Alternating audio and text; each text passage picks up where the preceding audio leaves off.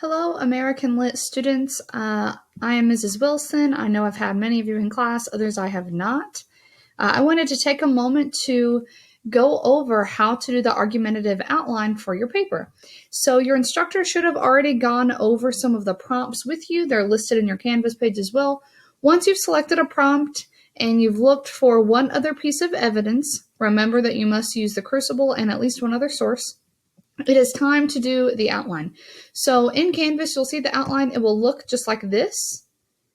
So I'm just going to walk you through the steps about kind of what we expect and what each part actually is. That way there's no confusion with that. You need to turn in the outline. It is a requirement before the essay so that your instructor or myself can make sure you are on track to do this paper properly. So I have an example model that I'll go over with you. I'm sure many of you read of Mice and Men last year. If you were a sophomore last year, I know some of you were seniors, so maybe the year before that, but I know if you were a sophomore last year, this is what we did during our quarantine time, but hopefully you still read it. If not, you can look up a quick synopsis of it or read it on your own, but I'm going to use that as an example instead of the Crucible. That way, if you have something you want to write about, I don't take your example and then you're stuck with not using it. So I'm going to use of Mice and Men. So with this, it asks you to write your prompt selection. So you would just copy and paste whatever prompt you choose. So for me, if I were to write about an argumentative topic out of Mice and Men, the prompt that I selected, in what ways did friendship impact the daily lives of people suffering through the Great Depression? And the person that's writing this could argue if it were more negative or more positive, because you could definitely argue either way. Then the first thing that you need to do is create your thesis statement. So remember that your thesis statement should answer the question, include your reasonings for your answer, and let your reader know exactly where you are going with the paper. Keep it clear, keep it concise. If you have 4 sentences that is your thesis, that means it's probably not clear enough. So for me, I would say friendship was essential for survival during the Great Depression because it helped to maintain mental health and encouraged economic growth. So I've answered the question, yes, it was essential, and I've included my reasons that it helps maintain mental health and that it encouraged economic growth. I know then, if I'm the reader, that this paper is probably going to have one paragraph about mental health and another one about the economy during the Great Depression. So you would need to do that. You've got your Crucible prompt here. What is your thesis statement? And so for this, all you need to do is just write it. You don't have to explain it. You do not have to provide a hook. None of those things yet. Just write your thesis statement. The second section says background information. Now, background information is not always necessary. However, background information can sometimes really help the reader understand your paper, especially if it's about a topic that may not be common knowledge. If you think that you need to provide some kind of context before you start your argument, this is where you would do that. And so for me, maybe someone just hasn't studied very much about the Great Depression or had no idea that friendship was a thing really talked about then. I would include something here. So during the Great Depression in the 1920s and 30s, people migrated across the country for work. Many migrant workers fled independently while others traveled in groups. Each was in search of work to be able to either survive alone or care for their families. I could add more to this if I wanted. I could keep this out if I wanted. That's kind of optional. And so this is like your introductory paragraph here. Then if you go to the second section, this would be your first body paragraph. Your body paragraph usually follows the same format. Guys, it's been this way since you started writing in, first grade probably. It's the same format. It's just a little bit more extensive, of course. You have your main point, your topic sentence, evidence, and then you would explain it. Obviously, for the outline, you do not have to explain all of this stuff because that's what you'll do when you actually draft it. But let me just give you an example of a brief overview. Each of these is just like one sentence. That is it. So for my first main point, I have friendship was essential for mental health. I can make that sentence stronger later if I wish. I just know that's the main thing I'm going to talk about in this paragraph. For evidence, maybe I'm going to use a source about mental health rates during the Great Depression, suicide rates. Those things are pretty prevalent. Maybe an example from of Mice and Men about the relationship between George and Lenny and how they helped each other get through all of the issues that they faced. But you would need to use either evidence from the Crucible or one of the pieces of evidence or text that we provided in step 2 or one that you found on your own. And so you don't even have to explain the evidence here. You can just bullet point it or copy and paste the link in with a brief explanation of what you might use from there. It's up to you. We just need to see that you know how to use evidence to support your main point. We need to see that you know how to kind of plug it in.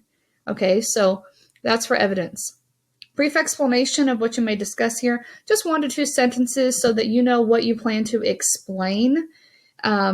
You will obviously spend much, much more time on this part later because this is where you really get into your opinions and your thoughts and you explain how your evidence proves your main point to be true.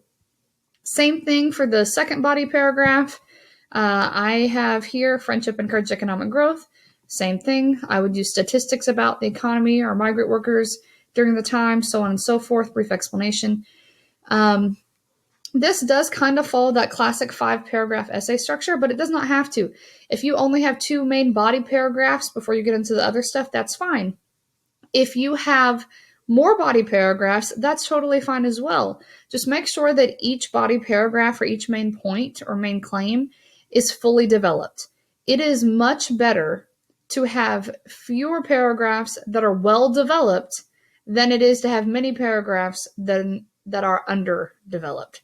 So make sure you spend time on each piece. If you can't develop it well, that means that maybe your topic or your main point of that paragraph isn't strong enough, or you haven't done enough research, or so on and so forth. So make sure that you develop each body paragraph well. Then this is where we get into the argument pieces, the counterclaim and the rebuttal. So a counterclaim is when you address the opposition. People who are good at argument always make it a point to address the opposition. If you leave out a counterclaim, then your paper becomes something called confirmation bias. That means that you are only using evidence and pieces that support exactly what you have to say without even addressing the other side. And we know what people are called whenever they act like that. So make sure that you address the opposition. And so for me, I wrote, some would argue that friendship actually made the situation even more difficult due to having a burden to carry, lack of jobs, etc. So if you've read of Mice and Men, you know that there's probably an argument that George would have been better off without Lenny, which is heartbreaking, but many people argue that and for many reasons. And so I would list that here. I would include the evidence. You still want to address the other person's evidence. You don't want to be ignorant to that. If you, let's say we're talking about the crucible, of course, how would people argue with your prompt? So maybe even before you start writing the outline, consider what is your stance on the prompt and how might someone disagree with you?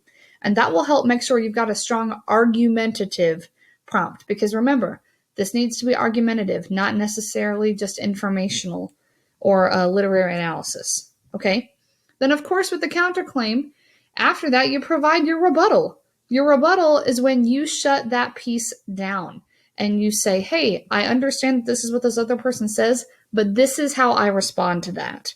And so for me, I would say, yes, those things might be true for some people, but overall, statistically, blah, blah, blah, or whatever. Or the effects of loneliness and independent travel far outweigh those other concerns. And so that's where you shut it down again with your own evidence. I like to think about argumentative writing like it is a court case. For example, let's say someone is on trial for, I don't know, some kind of terrible crime. Their lawyer is going to argue over and over again with evidence why that person is innocent, right? Let's say you are on trial and they say, my client is innocent and here's all the evidence for that. Then the prosecuting attorney is going to say, no, they're definitely guilty. And this is why. You, on trial, are not going to say, you know what? Prosecuting attorney makes a pretty good point. Go ahead and take me to jail. You're not going to give in to that, okay? You want your lawyer to have a rebuttal for that and to shut it down again so that you are proven innocent if you are, in fact, innocent, okay? So an argumentative paper is like that. You state these things to be true. You state why. You support it with evidence.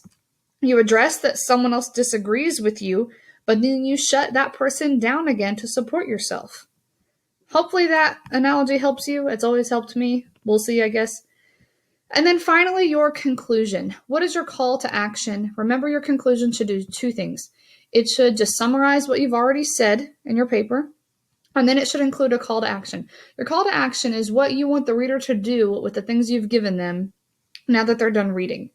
It shouldn't be something that's super cheesy like, now go save the world or read more of The Crucible or something like that. It should be something that you really want them to think about whenever they are done reading your paper. Okay? Think about it like if you go to a speech, or maybe you're the one that's a speaker, and you've said all of this really important stuff to someone. You want them to think about the things you have to say on the drive home. You want something to stick with them as they drive home. You don't want them to walk out those doors and completely forget everything you just said. Okay? So on the outline, one more time, you can just bullet point these things. I would like them in complete sentences, but as bullet points, you do not have to explain anything yet. If you need more help, your instructor will be there to help you. Have a great day.